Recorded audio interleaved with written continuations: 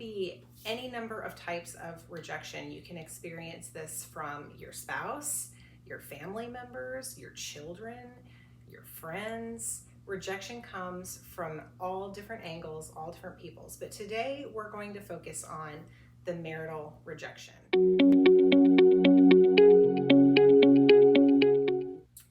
Hello, and welcome back to Becoming a Biblical Trophy Wife.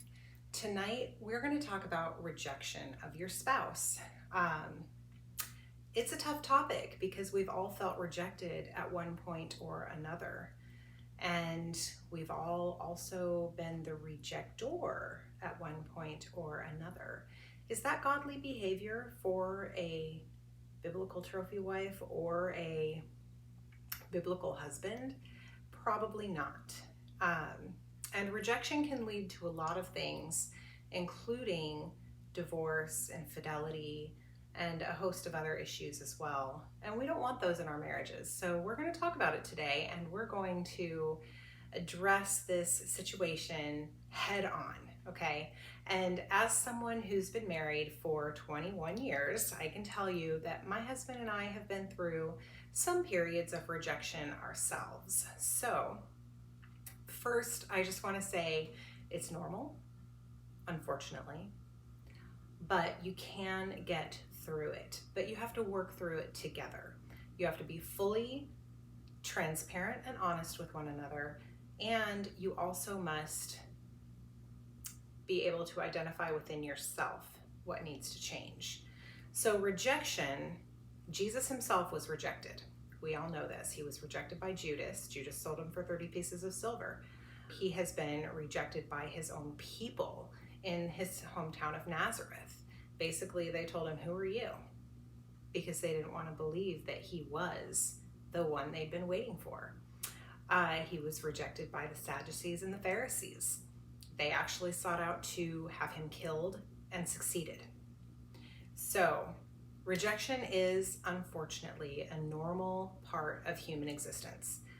But in our marriages, God brought one man and one woman together. It started in Genesis with Genesis 1 with Adam and Eve. He brought them together and said that Eve would be the helpmate to Adam. And we don't know what their relationship looked like outside of what the Bible tells us, but I would bet that there were periods of possible rejection. Maybe after they were rejected from the garden, there may have been some instances of rejection, but the human race continued on, so we know it didn't last forever. But rejection can come in many different forms. It can be emotional, intellectual, spiritual, physical. It can be any number of types of rejection. You can experience this from your spouse, your family members, your children, your friends. Rejection comes from all different angles, all different peoples. But today we're going to focus on the marital rejection. And I want to start with spiritual. So spiritual rejection would be, let's say, let's take it from the biblical wife standpoint of you want to be a biblical wife, you want to take your children to church, you want to teach them about God, and you want to raise them in a godly home. But your husband has not been leading you to the church.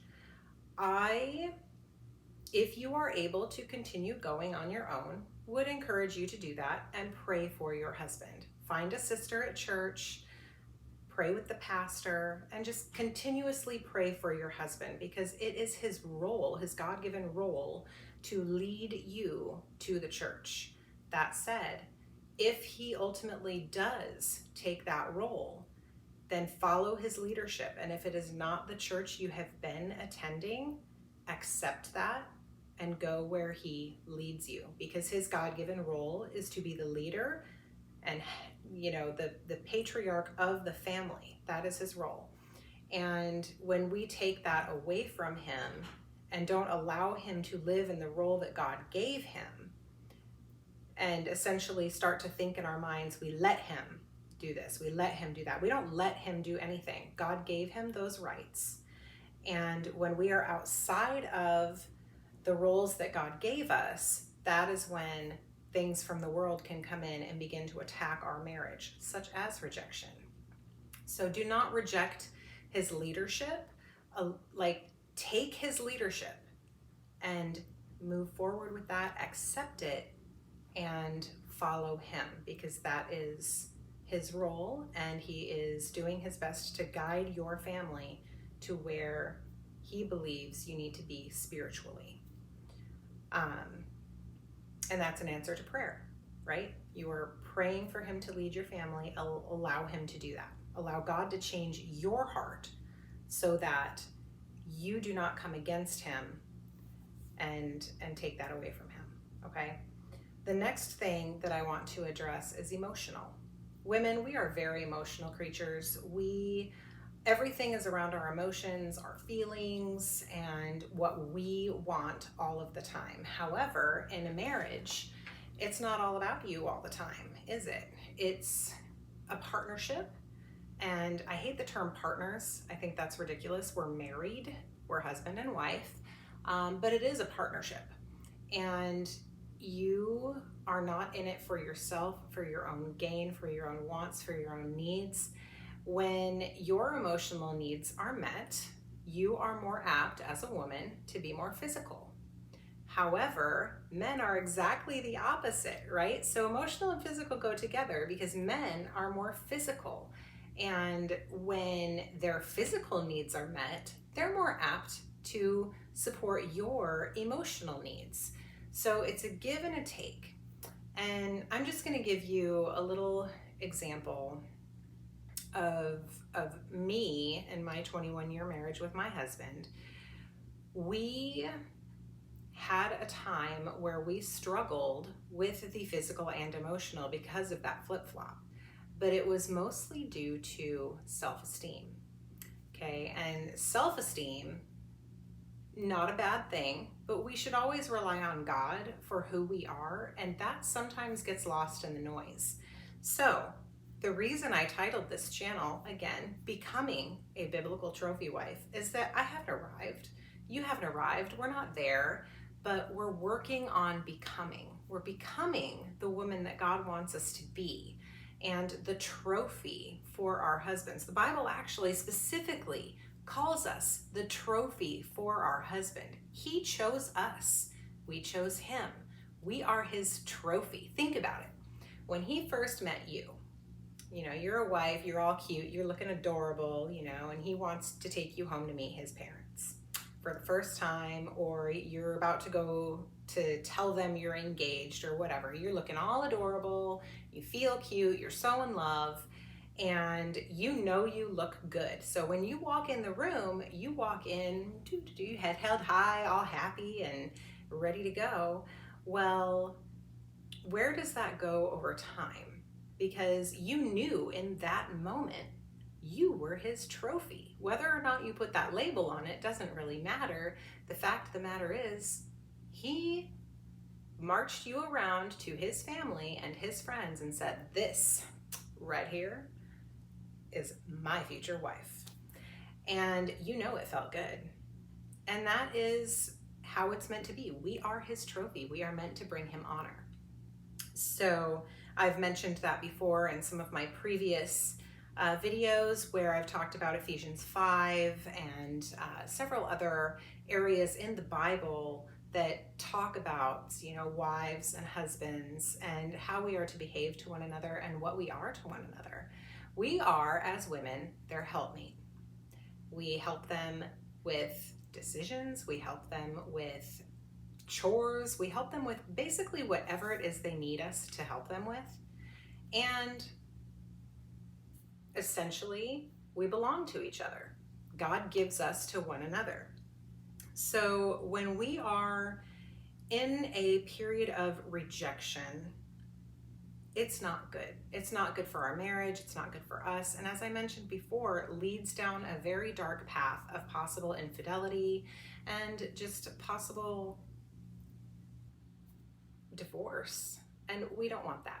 I'm not here for that.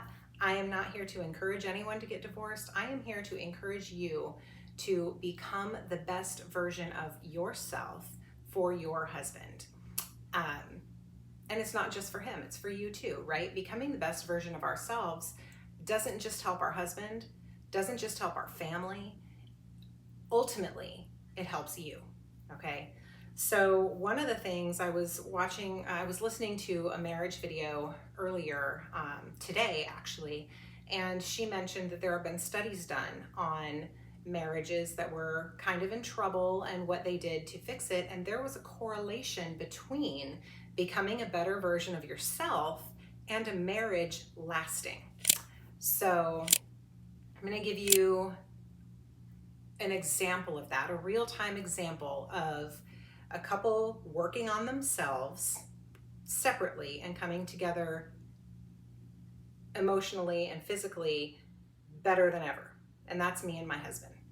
So we did not go to therapy. This individual I was listening to happens to be a therapist, but she was saying that this study showed that women and men who started going to the gym, eating healthy, taking good care of themselves, and building their own self-esteem actually had a correlation in their marriages rebuilding and lasting longer. So I say that because my husband and I, about 2 years ago now, made a commitment to get healthier. So we started on this journey. It might have been more than 2 years, but we started on this journey of getting healthier, adopting a new diet. As most of you know, I eat primarily a carnivore diet, and so does my husband. And that's to help us kind of trim down, feel better. A lot of inflammation has really gone away as a result of changing our diet. Lots of aches and pains and different things went away, which made intimacy much easier for us. So that particular rejection had not completely ceased, but definitely was getting better, okay? So as we were building and getting better physically, we were starting to come together more emotionally.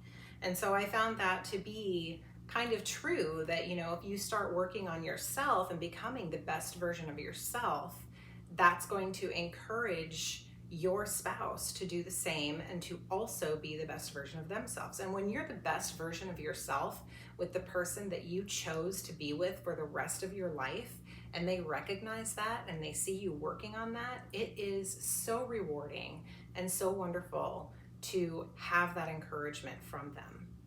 And I personally find that becoming the best version of myself, I actually miss when I don't go to the gym. I actually don't mind fasting every now and then so that I can maintain the weight that I've worked so hard to achieve. I'm wearing a small today. I've never been able to wear a small before ever in my life. And so it's just some of the things that come about when you encourage one another in love.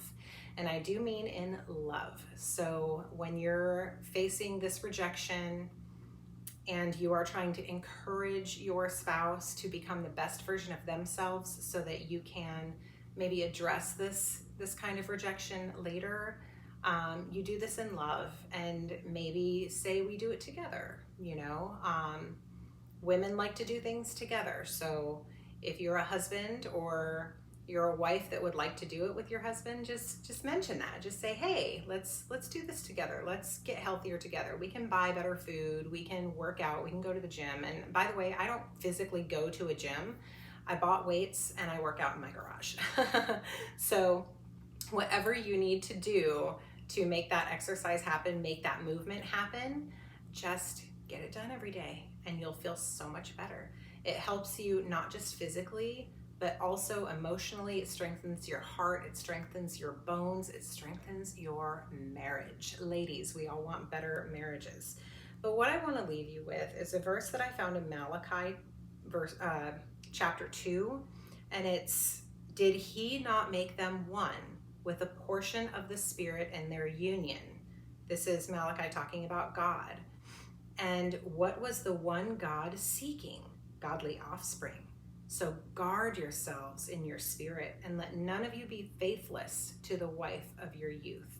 Ladies, we'll dress up to go out with our girlfriends, but you won't dress up to be home with your husband. Part of becoming a biblical trophy wife is to also feed into your husband. Breathe life into him. Dress up for him in things you know he likes to see you in. Put on some makeup. Put on some perfume. Lord knows a guy likes a woman that smells good. And make sure your legs are shaved, Just be ready. Be ready whenever he's ready. And I promise you that's going to change everything. I know that sounds silly, but I promise you that it will. And it'll even make you a happier version of yourself and more present in your marriage. You're going to be looking after each other's emotions at that point. So it's such a blessing. Marriage is a blessing. Don't let the sin of rejection be at the center of your marriage. Instead, pray for your husband. The Bible tells us, pray for your husband and let him see by your behavior that he is worthy. Make him worthy by being worthy yourself and transforming yourself into the best version of you. So, my friends, be strong, be grateful, but always be a prize. Have a wonderful, wonderful day, and I will see you next time on Becoming a Biblical Trophy Wife. Bye.